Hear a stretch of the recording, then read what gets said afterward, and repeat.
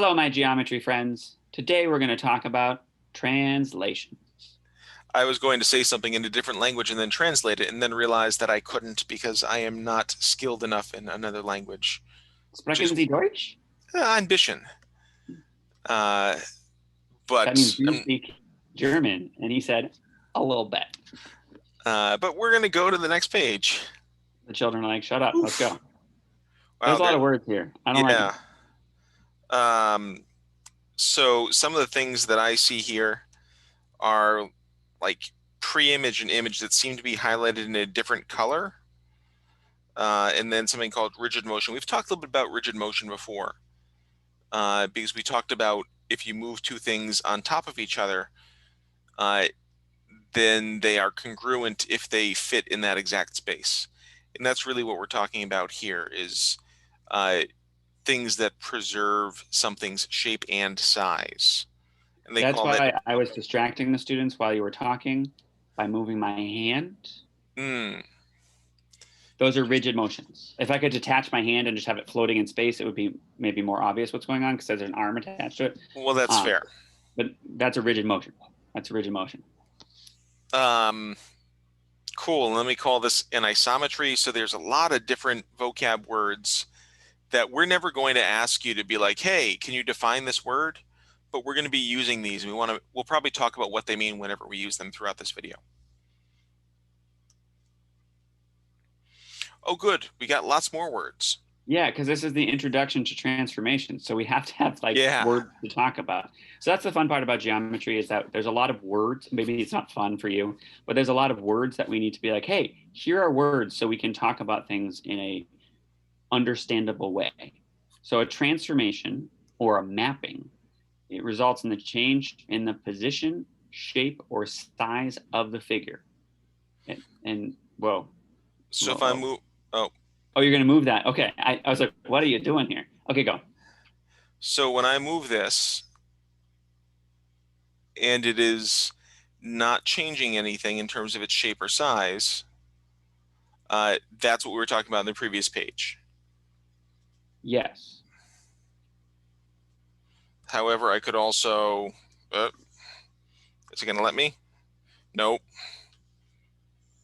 Never mind. I was trying to make it bigger, but it was being stubborn.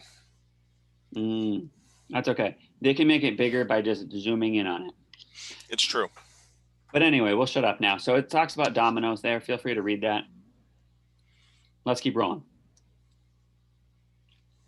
So again, a rigid motion is when you move something, change the position or position, location, or orientation. Mm-hmm. Something like that. I forgot what I the feel words like were. position and location are not different words. Just roll with it. But the sizes have to be the same. So the original, the pre-image, and the image have to be congruent figures. Since in this one we are not, this is not a rigid motion. Cool. I like it. Ooh, and here we have a couple different ones where we might have to do some more thinking about this. Like I look at the first one where we have this pre-image and the image, and it looks like if I were to fold those together, they'd be the same thing. So I would say that it appears to be a rigid motion because they appear to be congruent figures. I like it. And hopefully by now we've had an Edpuzzle question that's asking them what they think. But for part B, we have the pre-image and the image. So pre-image is where we start. So that would be this one. And then the image is where we're going to, and that's that one. And it looks as if I could take the pre-image and I could slide it over and then maybe like flip it. And that would be the image. So if I were to flip it and slide it, we could make them overlap exactly. Cool. Yeah. So I think both of those do appear to be rigid motions. So I'm going with yes. And I also like the idea that we're bringing that these are congruence transformations. Rigid motions are about congruence. All right, we got some more words, and this is introducing some new notation for us that you're going to use in other things in math as well. Whenever we are creating a new image from a pre-image, we often use this notation we call prime notation. And instead of calling this some arbitrary letters like from JKQ to ABC, where we couldn't see the connections, we call the points that line up the same thing. So like K becomes K prime. And that's just that what we used to say for the little apostrophe after the K. And J would become J prime, Q would become Q prime. And if you're a little freaked out and you're like, wait, it looks like they're just moving that JKQ triangle over, but that wouldn't match up. I think what they're doing is they're reflecting it over something. They're flipping JKQ over some line to make it map onto J prime, K prime, Q prime. I would agree.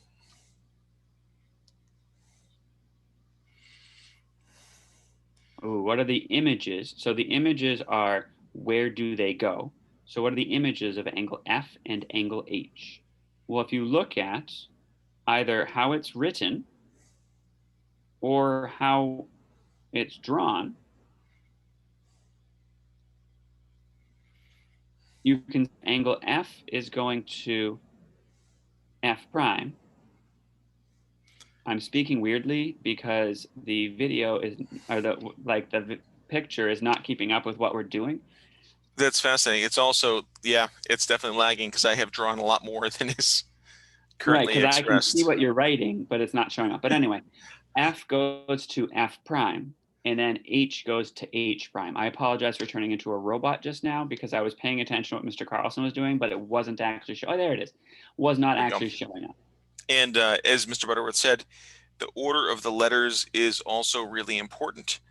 So E, F, G, H goes to E prime, F prime, G prime, H prime. You could make a confusing but correct statement by changing letters around. It's not worth it. We're not going to do that to you. We're not going to try to trick you with that. No. And just so you know, Mr. Carlson, I did write down the answer for A. It will show up someday. Excellent. So let's start talking about B. Why don't you talk about B, and I'll write down all the answers. So don't write. Sounds good. I'm going to write on the pictures. I'm not going to write in the space below the question. Okay, it may show up. We'll see. So if I'm looking at side EF, the corresponding side to that would be E prime, F prime. If I'm looking at side FG, the corresponding side to that would be F prime, G prime. And as you guys know, and as Mr. Butterworth know, I really like to color code things. And someday you'll be able to see the beautiful colors that I'm putting on this image. Sure, they are lovely. So like GH is going to go to G prime, H prime.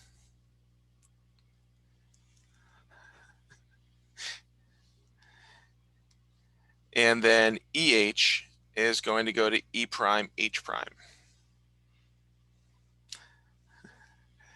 And this is getting kind of silly right now in terms of the being unable to see things.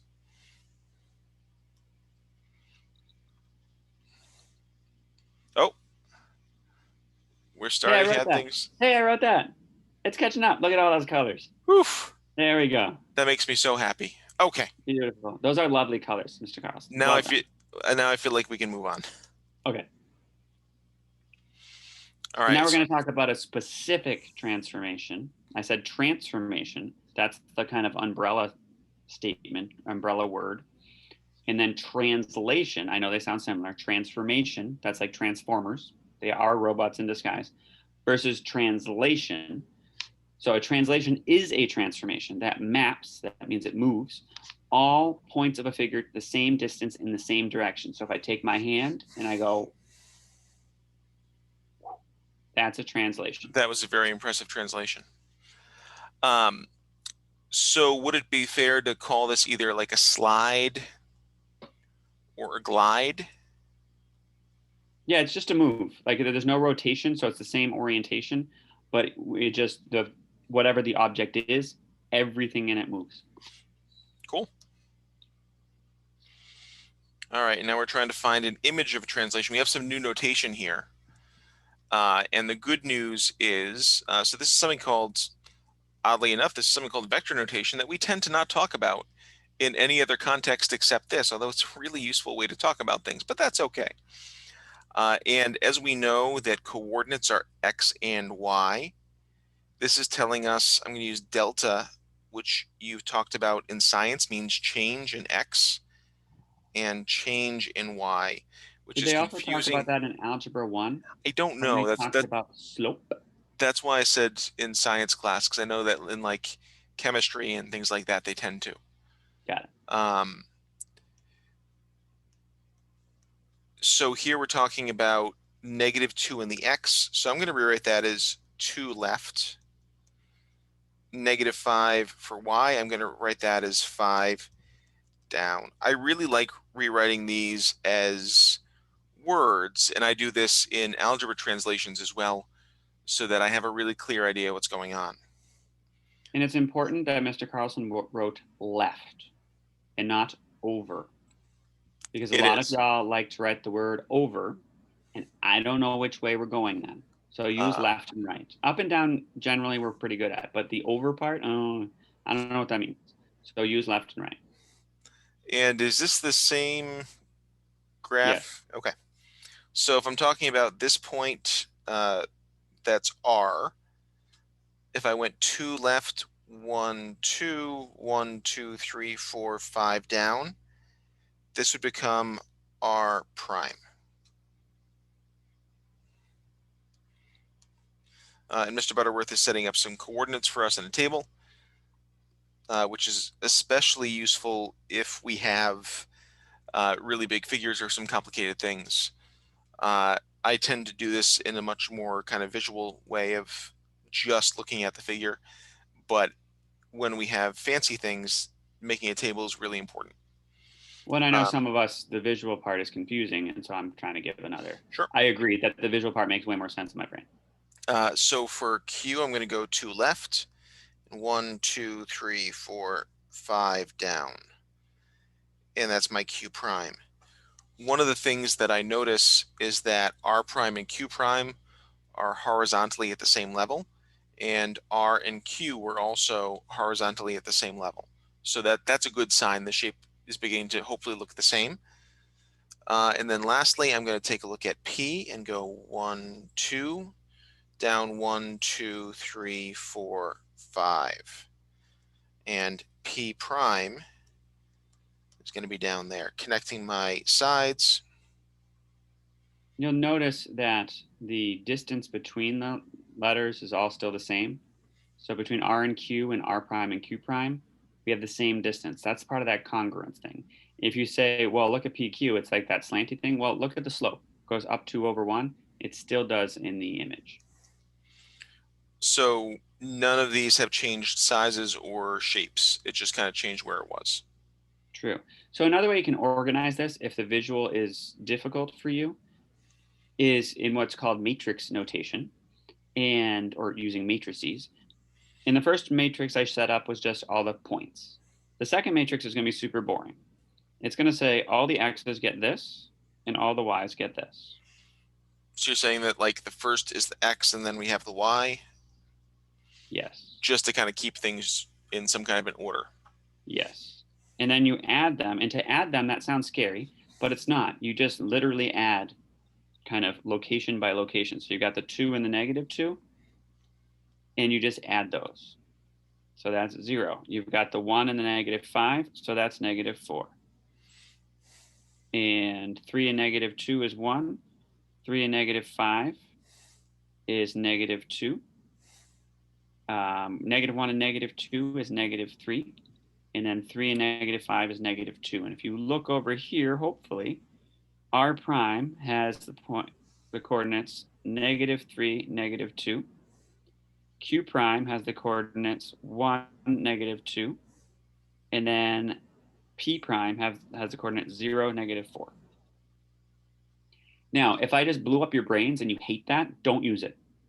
Just don't. It's fine. Yep. But if you want to use that as an organizational tool, you are welcome to. And if you see something like that on some sort of standardized exam test, you at least know how to add matrices. You just add them turn by turn. It's true.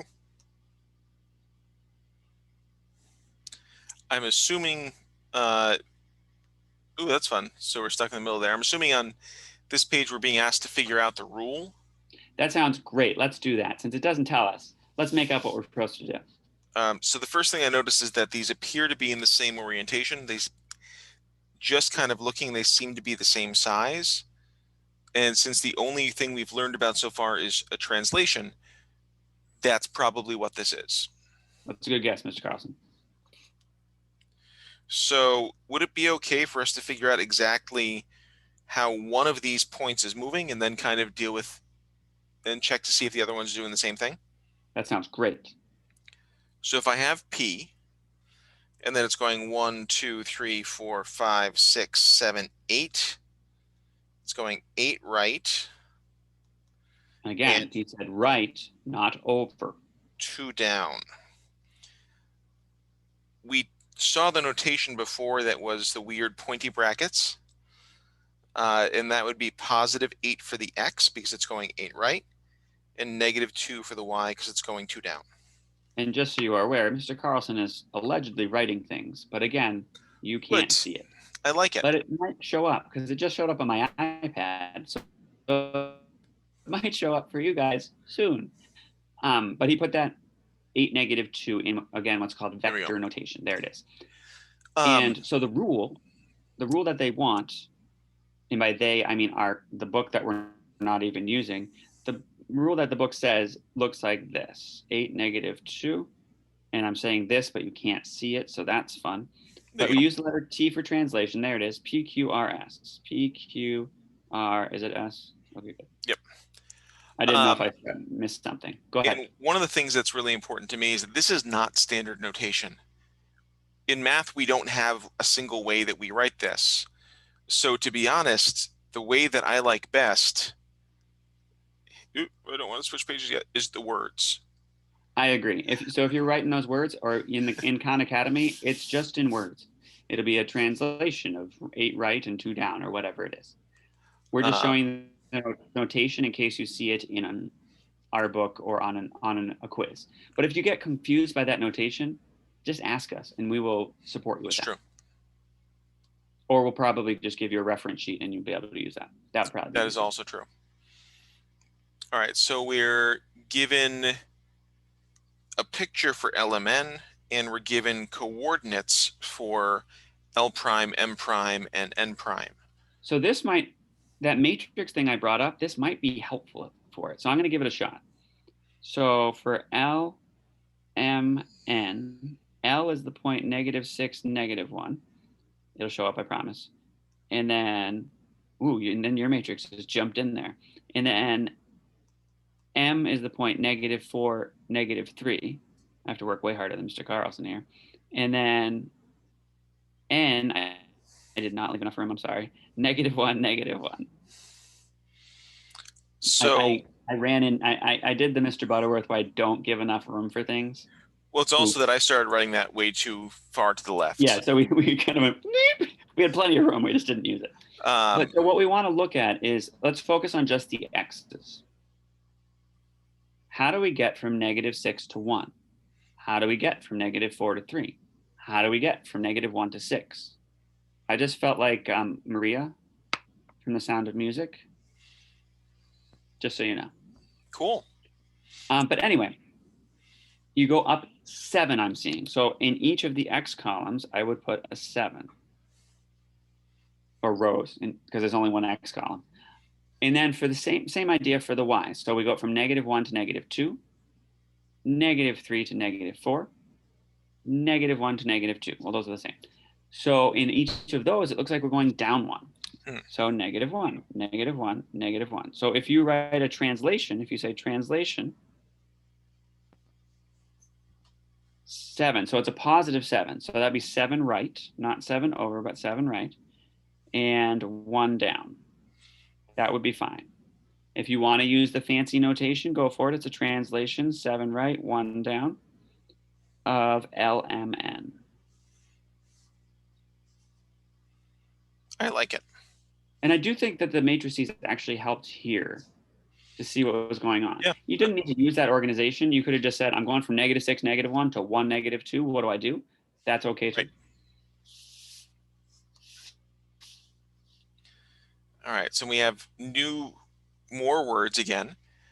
We have something called the composition of transformations, which is doing more than one transformation after each other or at the same time. Sometimes we think about that. And the word composition we're going to use a lot in math. We do the same thing when we look at functions in Algebra 2 and combine more than one function together.